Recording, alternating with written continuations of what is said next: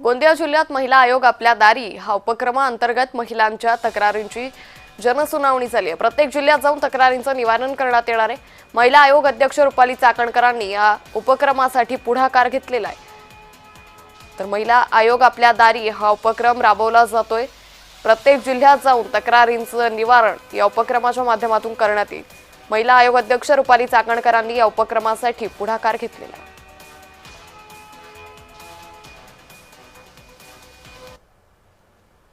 मुंबईत न येता आम्हीच त्यांच्या ठिकाणी, जिल्ह्याच्या ठिकाणी जाणं, तालुक्याच्या ठिकाणी जाऊन जनसुनावणीच्या माध्यमातून या महिला भगिनींच्या तक्रारी जाणून घेणं, यासाठी या जनसुनावणीचं आयोजन केलं।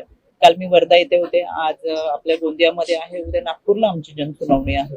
महाराष्ट्राच्या प्रत्येक जिल्ह्यामध्ये जा, तिथल्या तक्रारदार महिलांच्या तक्रारी ऐकून घेणं आणि त्याच्यावरती कारवाई करत त्या पद्धतीचं नियोजन करून महिला भगिनींना जागच्या जागेवर न्याय देणं, यामुळे खऱ्या अर्थानं आयोग आपल्या दारी हा उपक्रम आम्ही राबवलेला आहे। तर प्रत्येक जिल्ह्यात जाऊन तक्रारींचं निवारण यावेळी करण्यात येणार आहे। महिला आयोग अध्यक्ष रुपाली चाकणकरांनी या उपक्रमासाठी पुढाकार घेतलेला आहे। तर राज्यातल्या प्रत्येक जिल्ह्यात जाऊन महिलांच्या तक्रारी या जाणून घेतल्या जातील आणि त्यावरती ताबडतोब निवारण करण्याचा प्रयत्न केला जाईल। तर याची सुरुवात गोंदिया जिल्ह्यातून झालेली आहे। गोंदिया जिल्ह्यात महिला आयोग आपल्या दारी हा उपक्रम राबवण्यात आला, त्यानंतर आता वर्धा मध्ये देखील हा उपक्रम राबवला जाईल।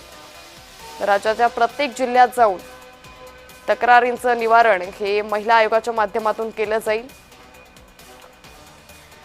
तर महिला आयोग अध्यक्ष रुपाली चाकणकरांनी या उपक्रमासाठी पुढाकार घेतलेला आहे।